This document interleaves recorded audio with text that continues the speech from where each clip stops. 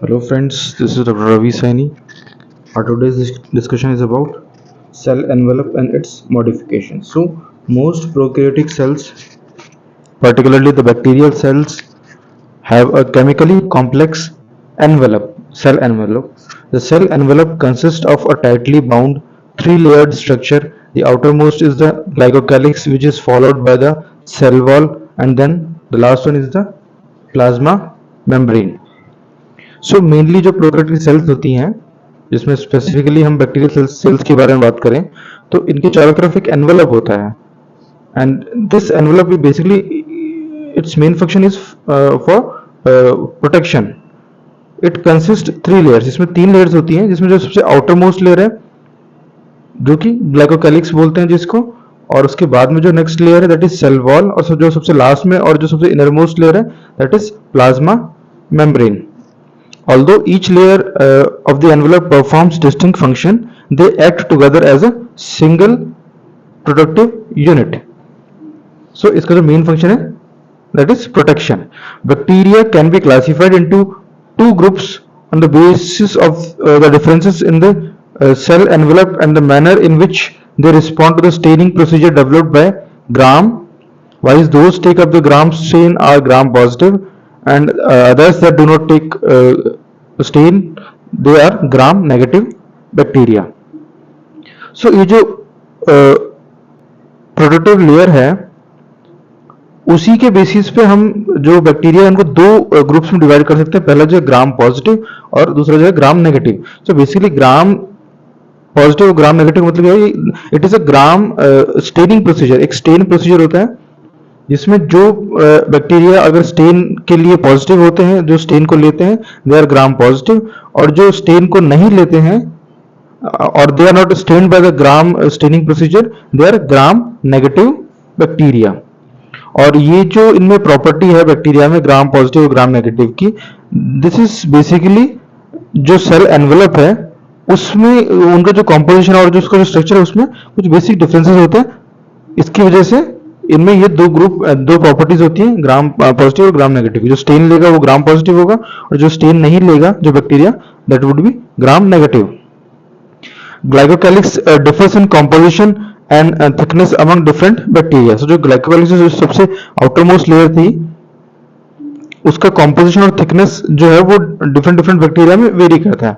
It could be a loose sheath that is called slime layer.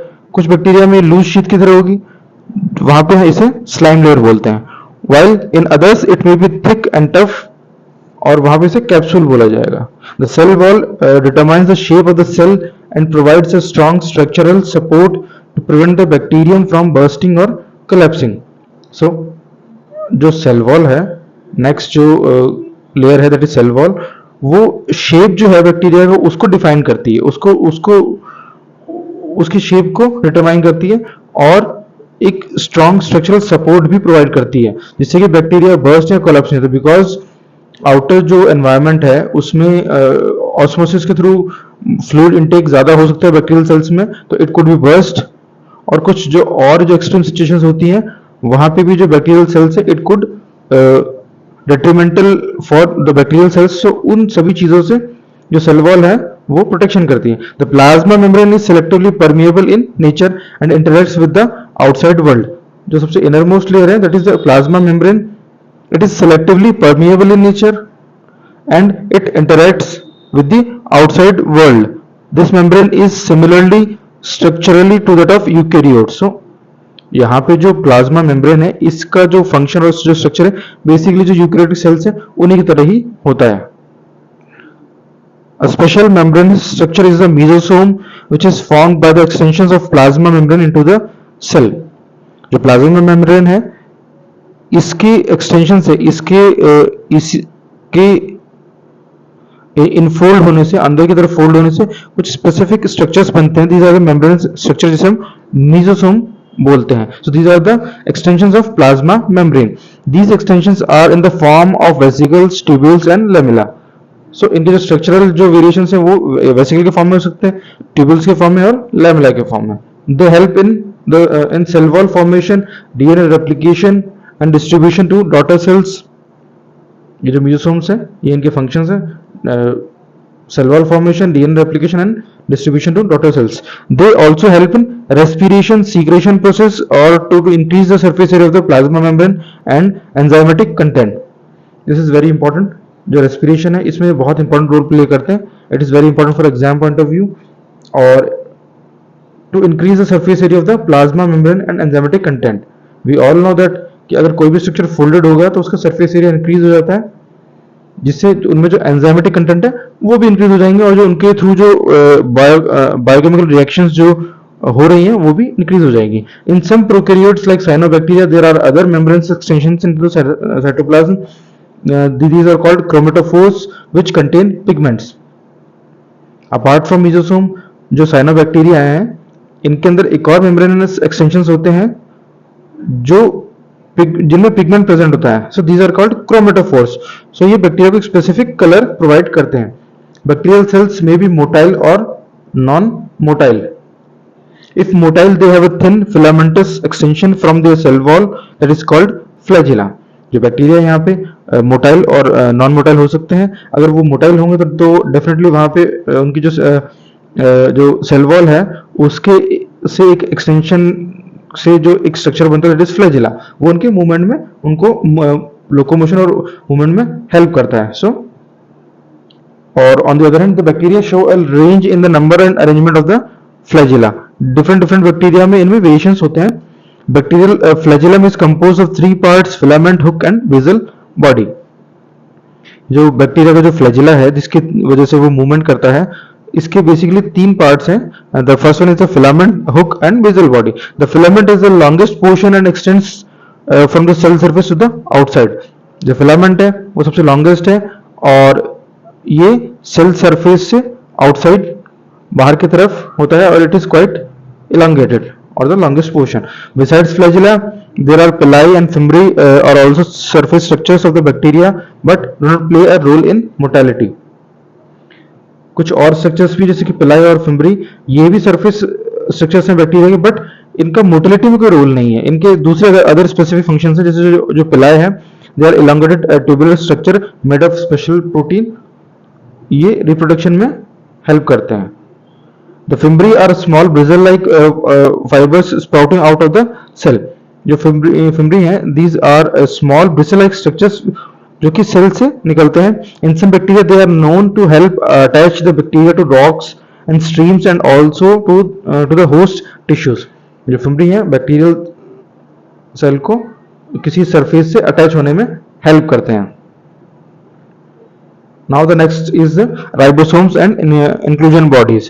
In prokaryotes, ribosomes are associated with plasma membrane of the cell. They are about 15 nanometer by 20 nanometer in size and are made up of 2 subunits, that is 50S and 30S units, which when present together form 70S prokaryotic ribosomes. जो ribosomes हैं these are non membrane bound cell organelles जो कि prokaryotic cells में भी present होते हैं और eukaryotic cells में भी प्रेजेंट होते हैं.